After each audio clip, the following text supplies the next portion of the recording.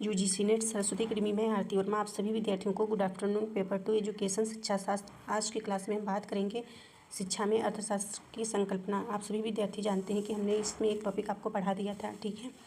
और यहाँ पे आप सभी विद्यार्थी जानते हैं सेकंड यूनिट जो है हम पढ़ा रहे हैं इस समय। तो सेकंड यूनिट शिक्षा का इतिहास, राजनीति तथा अर्थशास्त्र है आपकी सेकंड यूनिट, जिसके अंतर्गत सी पार्ट है।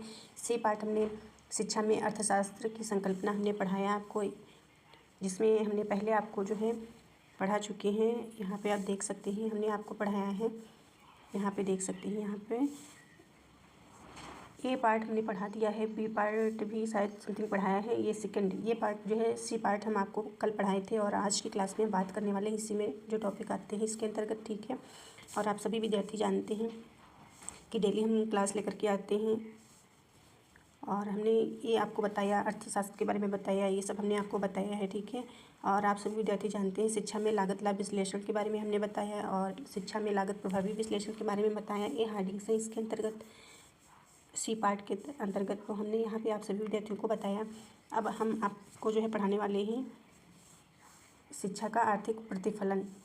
तो क्या होता है शिक्षा का आर्थिक प्रतिफलन? इसके अंतर्गत आपको हेडिंग्स पढ़नी होती हैं। संकेतन सिद्धांत पढ़ना होता है और मानव पूंजी सिद्धांत जो है पढ़ना होता है। और इसके अंतर्गत आता है सूक्ष्म एवं स्थूल स्तर पर शैक्षिक वित्त व्यवस्था, और आपको पढ़ना होता है शैक्षिक वित्त व्यवस्था की अवधारणा, ये आपको पढ़ना होता है।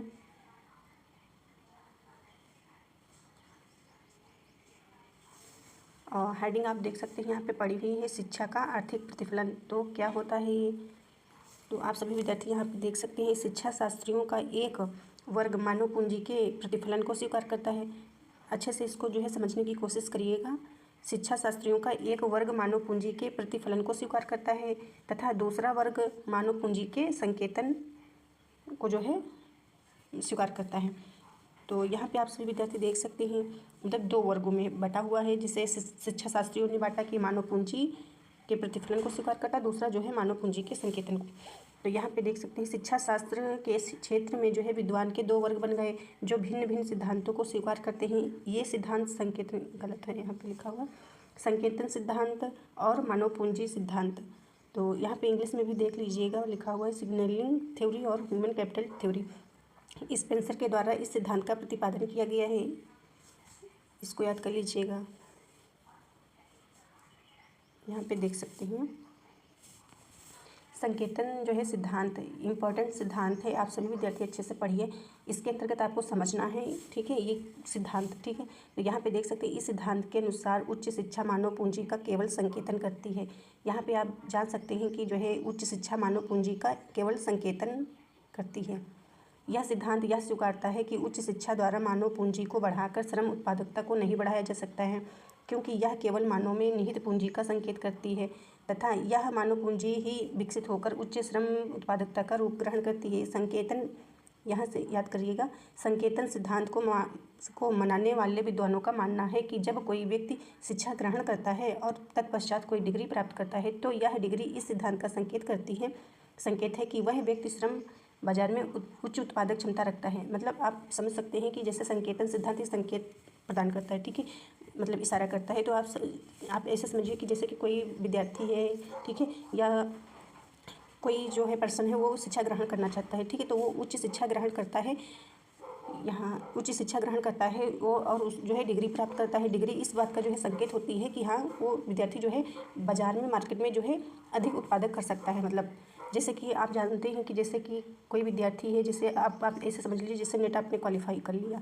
ठीक है, और एक विद्यार्थी जो है सिर्फ और सिर्फ वो 12 पास है, ठीक है, तो वो जो है अधिक उत्पादक ये करेगा। जो ये नेट क्वालिफाई विद्यार्थी है ये जो है अधिक जो है धन पूंजी जो है एकत्रित कर सकता है, मतलब अपनी आवश्यकताओं को पूर्ति कर सकता है। जो रोज़मर्रा की ज़रूरतें होती हैं, आवश्यकताएं, हम सभी को जो है जीने के लिए जो है आवश्यकताएं होती हैं, खान पीन, मतलब जो जो आवश्यकताएं आती हैं, ठीक।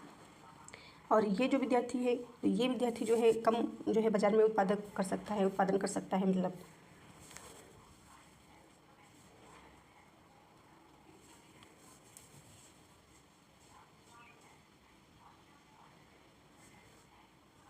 इसके बाद देखिए, संकेतन सिद्धांत के समर्थक अपने सिद्धांत की पुष्टि के लिए शीपस्किन प्रभाव की चर्चा करते हैं। इसके अनुसार उच्च शिक्षा द्वारा प्राप्त प्रमाण पत्र शिक्षा प्राप्ति के बाद एक प्रभावी उपागम के रूप में कार्य करता है। यह इस बात का संकेत करता है कि उच्च शिक्षा प्राप्त व्यक्ति की उत्पादन क्षमता उन सभी व्यक्तियों से अधिक होगी जिन्होंने इस प्रकार की उच्च शिक्षा और उसका प्रमाण पत्र जो है प्राप्त नहीं किया। जैसे अभी हमने आपको बताया कि जैसे 12 क्लास का जो है बच्चा होगा तो वो जो है अधिक बाज़ार में जो है उत्पादक क्षमता नहीं रखता है श्रम बाज़ार में, ठीक है। और जो नेट क्वालिफाई है जैसे विद्यार्थी है तो वो जो है प्रोफेसर बस में जाकर के प्राइवेट भी पढ़ा सकता है, ठीक है। तो अधिक पैसा कमाएगा, मतलब अपनी रोज़मर्रा ज़िंदगी को चलाने के लिए। और यहाँ पे आप देख सकते हैं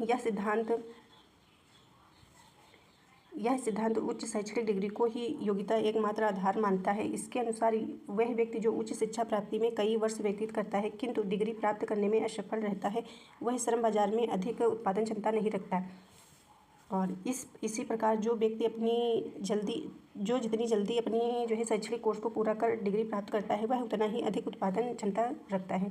मतलब यह है कि जैसे हमने नेट क्वालिफाई 2 साल में किया, ठीक है। नेट हमने 2 साल में क्वालिफाई यानी कि हम कम जो है श्रम बाजार में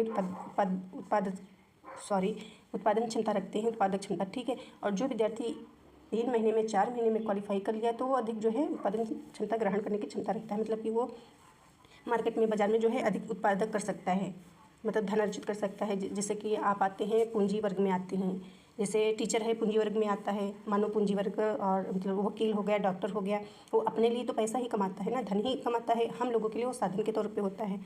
तो इसी प्रकार से आगे देखिए, क्षमता रखता है और फिर इसके बाद है वह उतना ही अधिक उत्पादन क्षमता रखता है। स्पष्ट है, शिक्षा का संकेत सिद्धांत उच्च शिक्षा प्राप्ति के दौरान व्यतीत किए गए वर्षों से कोई संबंध नहीं रखता है यदि अंतिम निष्कर्ष के रूप में डिग्री की प्राप्ति नहीं हुई हो। इस प्रकार यह केवल उच्च शिक्षा में प्राप्त डिग्री को ही महत्वपूर्ण मानता है, मतलब डिग्री को ही महत्वपूर्ण माना जाता है संकेतन सिद्धांत के तौर पर।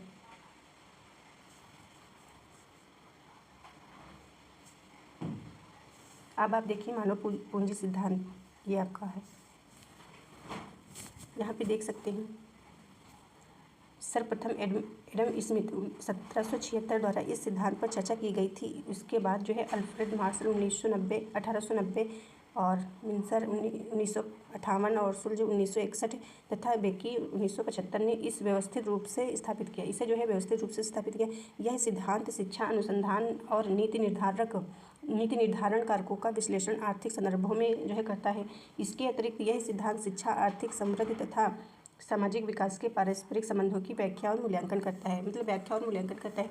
अब यहाँ से आप इम्पोर्टेंट है देख लीजिए, यह सिद्धांत शिक्षा को पूंजी निवेश के रूप में जो है स्वीकार करता है। उच्च शिक्षा से संबंधित अनुसंधान एवं विकास कार्यक्रमों, नीतियों, प्रोग्रामों आदि के द्वारा श्रम बाजार में उत्पादकता बढ़ती है। जैसे कि बताया गया, जैसे आप शिक्षा के क्षेत्र में निवेश करते हैं, अपना धन लगाते हैं, निवेश करते हैं, तो आप पढ़ लिख करके आप टीचर बनते हैं, डॉक्टर, नर्स, वकील बनते हैं, तो आप जो है अधिक जो है उत्पादक क्षमता रखते हैं। यहाँ पे यही बताया गया है, इसका मतलब है उच्च शिक्षा के क्षेत्र में किया गया आर्थिक निवेश अनंतता आर्थिक समृद्धि के रूप में सामने आता है। प्रारंभ में शिक्षा की मात्रा और उसमें किए गए आर्थिक निवेश को ही उच्च उत्पादन क्षमता का पर्याय माना जाता है, किंतु आधुनिक मान्यता शिक्षा की मात्रा और अधिक निवेश के साथ साथ शिक्षा की गुणवत्ता को भी उच्च श्रम उत्पादकता के मानदंड के रूप में स्वीकार किया जाता है। उदाहरण के लिए आप देख सकते हैं, जैसे कि यहाँ पे भारत में IIT से पास इंजीनियरिंग डिग्री धारकों को अन्य संस्था की तुलना में, मतलब जैसे कोई अदर पढ़ाई आपने की है उसकी तुलना में जो है यहाँ पे तुलना में उच्च उत्पादकता युक्त माना जाता है, क्योंकि यह स्वीकार किया जाता है कि IIT की शैक्षणिक गुणवत्ता अन्य कॉलेजों से अधिक है, यानी कि IIT की जो है शैक्षणिक गुणवत्ता अन्य कॉलेजों से अधिक है। तो ये मतलब श्रम बाजार में जो है अधिक उत्पादक कर सकता है। ये जो है मानव पूंजी सिद्धांत के अंतर्गत। और यहाँ पे देख सकते हैं अल्फ्रेड मार्शल ने जो है औद्योगिक प्रशिक्षण को राष्ट्रीय निवेश के रूप में स्वीकार किया है। निवेश के रूप में मानव पूंजी सिद्धांत यह स्वीकार करता है कि उच्च शिक्षा का सीधा संबंध मानव पूंजी दक्षता से होता है। अब आप अंतर के तौर पे पढ़ लीजिएगा, यहाँ पे बता दें, मतलब संकेतन सिद्धांत को आप समझ सकते हैं और जो है मानव पूंजी सिद्धांत। संकेतन सिद्धांत के समर्थक, यहाँ पे ये पॉइंट आप देखिए, संकेतन सिद्धांत के समर्थक विद्वान यह मानते हैं कि जब कोई व्यक्ति शिक्षा ग्रहण करता है तत्पश्चात कोई डिग्री प्राप्त करता है तो वह इस बात का संकेत करता है कि डिग्री धारक व्यक्ति श्रम बाजार में उच्च उत्पादक क्षमता रखता है। ये आपका, इसको आप समझिएगा संकेतन सिद्धांत के अंतर्गत। इसके विपरीत मानव पूंजी सिद्धांत के समर्थक विद्वान का मानना है कि उच्च शिक्षा का सीधा संबंध मानव पूंजी दक्षता से होता है, जिसमें औद्योगिकी प्रशिक्षण कार्यक्रम प्रमुख पूंजी निवेश होते हैं। और अपने हिसाब से अपने पॉइंट पढ़ लीजिएगा। संकेतन सिद्धांत यह मानता है कि उच्च शिक्षा मानव पूंजी को बढ़ाकर श्रम उत्पादकता नहीं बढ़ाती बल्कि केवल उसका संकेतन करती है, जबकि मानव पूंजी सिद्धांत यह मानता है कि उच्च शिक्षा मानव पूंजी को जन्म देती है, जो उच्च आर्थिक विकास को जन्म देता है। अगला पॉइंट, संकेतन सिद्धांत केवल उच्च शैक्षणिक डिग्री को ही योग्यता का एकमात्र आधार मानता है, जबकि मानव पूंजी सिद्धांत इस तथ्य पर भी ध्यान देता है कि समाज में शिक्षा के निवेश का आधार क्या होना चाहिए। शिक्षा पर किया गया निवेश किस प्रकार किसी भी समाज के सामाजिक व आर्थिक स्वरूप को बदल सकता है। अब और यहाँ पे आप देख सकते हैं, संकेतन सिद्धांत आर्थिक विकास में योगदान हेतु केवल व्यक्ति के उच्च शैक्षणिक डिग्री को महत्व देता है, जबकि मानव पूंजी सिद्धांत शैक्षणिक दक्षता, शिक्षा निवेश के आधार तथा निवेश के स्वरूप या प्रकार आदि को महत्व देता है। वर्तमान में डिग्री के साथ दक्षता का होना आवश्यक है, मतलब जो आप पढ़ाई कर रहे हैं उसमें आपको दक्षता हासिल होनी चाहिए, आप उसमें निपुण होने चाहिए, आपको आना चाहिए, ताकि आप किसी जो है जब पढ़ाई करके जाए तो आप बेरोजगार ना रहें। और एक टॉपिक आपको इसके अंतर्गत पढ़ना होता है, यहाँ पे आप देख सकते हैं, आप सभी विद्यार्थी जूम कर दूँ, थोड़ा छोटा है। यहाँ पे देख सकते हैं, सूक्ष्म और स्थूल स्तर पर शैक्षिक वित्त व्यवस्था, यह हेडिंग है, आपको इसको पढ़ना है। सूक्ष्म मतलब सूक्ष्म, स्थूल मतलब वाय मतलब बड़ा, बृहद। तो यहाँ पे देख सकते हैं इंग्लिश में दिया गया है, यानी कि सूक्ष्म को माइक्रो कहते हैं और इसको जो है मार्को कहते हैं। तो सूक्ष्म और स्थूल कह सकते हैं, स्थूल यहाँ पे इंग्लिश में लिखा हुआ है। तो सूक्ष्म और स्थूल स्तर पर शैक्षिक वित्त के विभिन्न स्रोत हैं। शिक्षा के क्षेत्र में वित्त की प्राप्ति मुख्य रूप से 3 स्रोतों से होती है। यहाँ पे देख सकते हैं 3 स्रोतों से होती है। 3 स्रोत, सरकार, फीस के रूप में छात्रों से प्राप्ति राशि व अन्य। फिर इसके बाद देखते हैं, आप देख सकते हैं अन्य स्रोतों में उद्योग जगत द्वारा दी गई राशि, दान में प्राप्त राशि, सरकारी पब्लिकेशन स्रोतों से प्राप्त राशि तथा अंतर्राष्ट्रीय स्तर पर विभिन्न संस्थाओं और व्यक्तियों द्वारा प्राप्त राशि को शामिल किया जाता है। और इसको जो है किस प्रकार से आपको पढ़ना है, पूरा इसको पढ़ना है आपको। उपरोक्त सभी स्रोतों में सर्वाधिक भाग सरकार से प्राप्त धनराशि का होता है। अन्य स्रोतों से प्राप्त धनराशि कुल राशि का लगभग 10% होती है। प्रथम पंचवर्षीय से लेकर वर्तमान तक शिक्षा पर बजटीय व्यवस्था में बढ़ोतरी हुई है। इसके अतिरिक्त अनिवार्य और निःशुल्क शिक्षा की संकल्पना के कारण सरकार की फीस के रूप में प्राप्त राशि में गिरावट आई। वर्तमान समय में उच्च शिक्षा, तकनीकी प्रशिक्षण आदि की अत्यधिक मांग के कारण सरकार वित्त व्यवस्था घाटे में जा रही है। उच्च शिक्षण संस्थाओं में कुल खर्च का लगभग 3/4 सरकार द्वारा वहन किया जाता है। भारत में IIT, IIM और एम्स जैसे उच्च शिक्षण संस्थानों में शिक्षा पर अत्यधिक खर्च होता है। यह खर्च उन छात्रों से प्राप्ति राशि की तुलना में कई गुना अधिक है, इसलिए सरकार ने शिक्षा उपकरण की अवधारणा को अपनाया। भारत में शिक्षा वित्त के स्रोतों को 2 वर्गों में आंतरिक या घरेलू स्रोत एवं बाह्य स्रोत विभाजित किया जा सकता है। भारत की शिक्षा वित्त व्यवस्था में आंतरिक स्रोतों का सर्वाधिक योगदान है। यहाँ पे इम्पोर्टेंट है, देख लीजिए, भारत की शिक्षा वित्त व्यवस्था में जो है आंतरिक स्रोतों का सर्वाधिक योगदान है। बाह्य स्रोत और भारत में शिक्षा वित्त के संदर्भ में पर्याप्त भागीदारी नहीं रखते।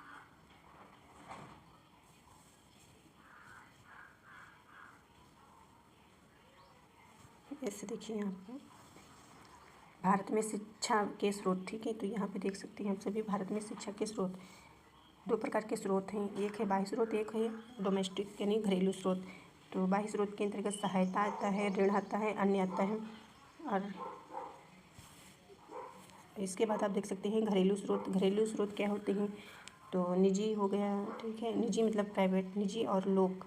तो निजी के अंतर्गत आप देख सकते हैं यहाँ पे निजी के अंतर्गत एक हो गया दान, एक हो गया फीस, एक हो गया प्रतिपालन, फिर एक हो गया आपका उपहार और अन्य। और इसके अंतर्गत देख सकते हैं लोक के अंतर्गत, पब्लिक के अंतर्गत। तो आप याद रखिएगा, लोक मतलब पब्लिक। फिर सरकारी हो गया, अर्ध सरकारी हो गया। तो सरकारी के अंतर्गत आप देख सकते हैं केंद्रीय हो गया और राज्य, और अर्ध सरकारी के अंतर्गत जिला हो गया, नगर हो गया, पंचायत हो गया। ये जो है भारत में शिक्षा वित्त के स्रोत हैं। और आंतरिक अथवा घरेलू स्रोत आप देख सकते हैं 22 स्रोत। तो ये क्या है, इनके थोड़ा डिटेल में आप देख सकते हैं इसको। आंतरिक अथवा घरेलू स्रोत शिक्षा वित्त के घरेलू स्रोतों के अंतर्गत निजी और लोक स्रोतों से प्राप्त वित्तीय राशि को स्वीकार किया जाता है। निजी स्रोतों के अंतर्गत दान में प्राप्ति राशि, छात्रों से वसूली गई फीस और मेंटेनेंस प्राप्तियां, उपहार और अन्य स्रोतों से प्राप्त राशि को शामिल किया जाता है। लोक स्रोतों के अंतर्गत सरकारी और अर्ध सरकारी साधनों को शामिल किया जाता है। सरकारी साधनों के अंतर्गत केंद्र और राज्यों से प्राप्त राशि और तथा अर्ध सरकारी साधनों के अंतर्गत जिला, नगर पालिका और पंचायतों से प्राप्त धनराशियाँ शामिल होती हैं। बाह्य स्रोत के अंतर्गत शिक्षा वित्त के बाह्य स्रोतों के अंतर्गत जो है राष्ट्रीय और अंतर्राष्ट्रीय संस्थाओं से प्राप्त सहायता और ऋणों को शामिल किया जाता है। बहुत सी अंतर्राष्ट्रीय संस्थाएं हैं जैसे विश्व बैंक वैश्विक रूप से शिक्षा के क्षेत्र में विकास के लिए सहायता राशि प्रदान करती है। यह राशि अनुदान और ऋण के रूप में प्राप्त होती है। यह राशि लंबी अवधि के लिए अत्यंत न्यूनतम ब्याज दर पर प्रदान की जाती है। वस्तुतः इन संस्थाओं द्वारा प्रदान की गई राशियों का प्रमुख उद्देश्य शिक्षा के द्वारा वैश्विक स्तर पर सामाजिक आर्थिक विकास को सुनिश्चित करना है। आप सभी विद्यार्थी ने पढ़ा और ये जो है आपका मतलब सी पार्ट हमने मतलब कवर करा दिया है पूरा का पूरा, ठीक है। अब हम इसके बाद आपका फोर्थ जो पार्ट है आपका उसमें उसकी क्लास करेंगे। और आप सभी विद्यार्थी अच्छे से मेहनत करें और इसको एक बार में पढ़ने में समझ में नहीं आएगा, आप कम से कम 2-3 बार पढ़ते रहिए बार तब समझ में आएगा। और अच्छे से पढ़ लीजिएगा सभी विद्यार्थी। आप मानव पूंजी सिद्धांत क्या है आप पढ़िएगा, समझ में आएगा इसको। संकेतन सिद्धांत ये जो है जो उच्च शिक्षा है उसी को जो है चिन्हित करती है। और आप सभी विद्यार्थी अपना रिवीजन करते रहें और थैंक यू।